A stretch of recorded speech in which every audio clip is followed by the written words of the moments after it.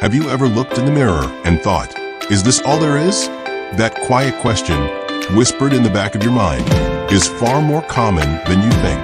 The truth is, midlife crises don't always look like sports cars and spontaneous trips to Europe. Sometimes they show up as restlessness, regret, or a slow fade into apathy. But here's the good news. Those feelings, they're not your finale. They're your cue for a powerful second act. In this video, we're uncovering 5 surprising habits, some helpful, others hurtful, that often go unnoticed in the lives of adults 60 and older. These aren't magical fixes, but they are transformative. They're habits that, when embraced, can lead to deeper purpose, better health, and a renewed sense of self. And best of all, they're simple, obtainable, and backed by science and real-life stories. So, if you're ready to break free from the quiet despair of midlife stagnation and into a more vibrant, intentional life, you're in the right place. Let's begin with something subtle, something so often dismissed that it rarely gets addressed. And yet, it sets the tone for everything else. It starts innocently, falling asleep to the TV, mindlessly scrolling social media, another evening with wine instead of conversation.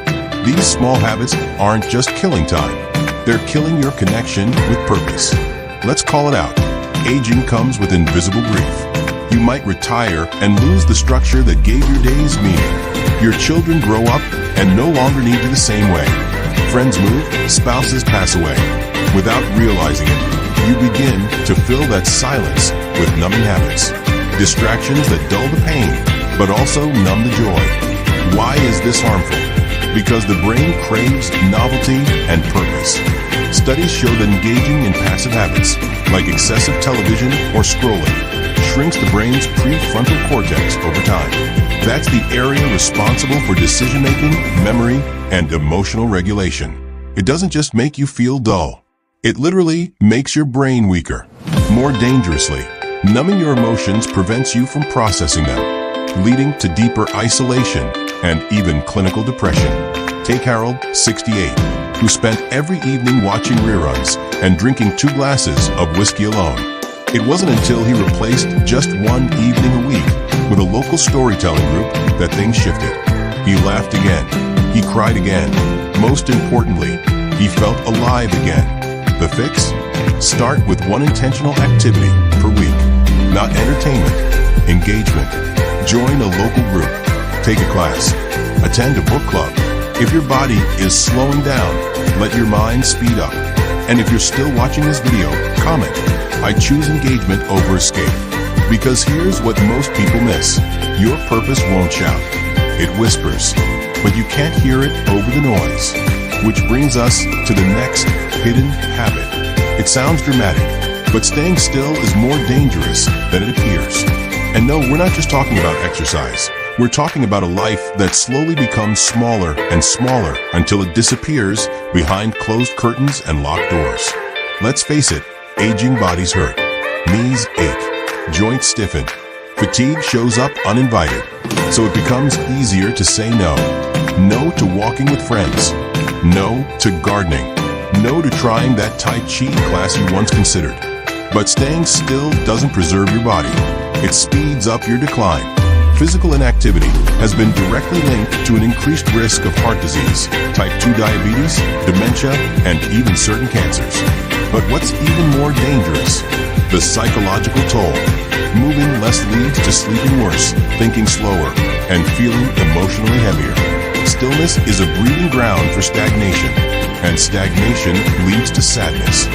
Lena, 74, noticed that her legs felt heavier and her mind cloudier. Her doctor didn't prescribe medication.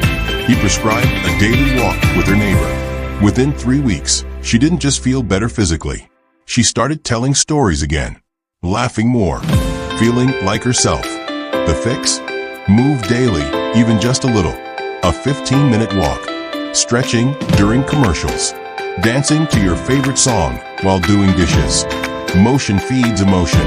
When your body moves, your mind follows. Still here?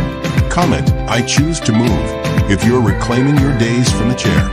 Because the next habit might be the most deeply buried and the most damaging. We all collect memories, But somewhere around middle age, some of us start collecting wounds, too. Bitterness about old betrayals, regret over roads not taken, resentment toward children who don't call as often, grief that never found a place to rest. And the danger? We stop processing these emotions and start preserving them, like emotional antiques stored in the attic of our minds. Here's the ugly part.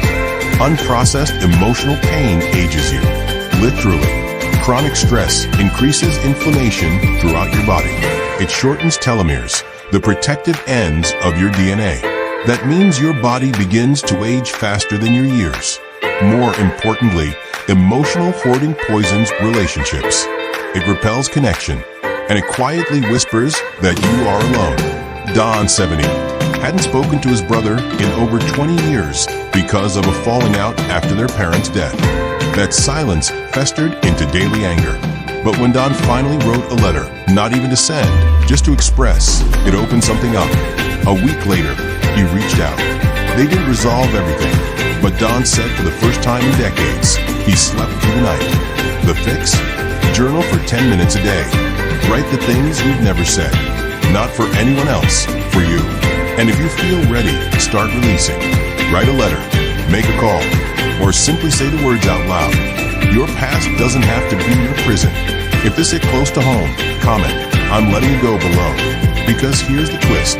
Releasing pain creates space.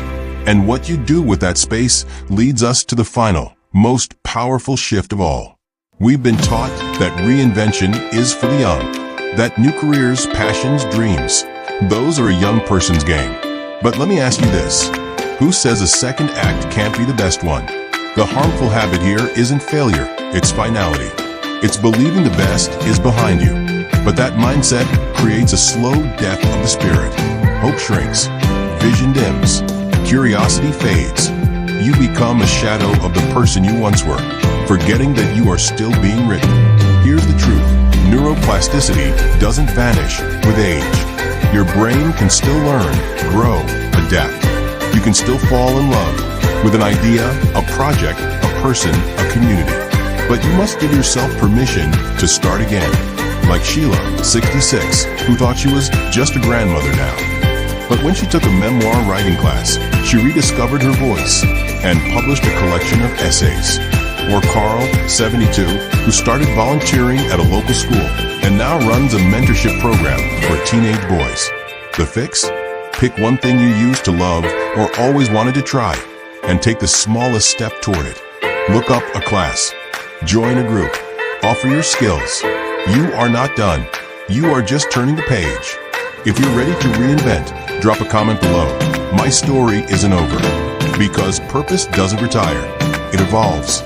And now, with all this experience behind you, you're more equipped than ever to live with intention. Now that you know these 4 hidden habits, numbing, stillness, emotional hoarding, and the lie of finality, which will you fix first?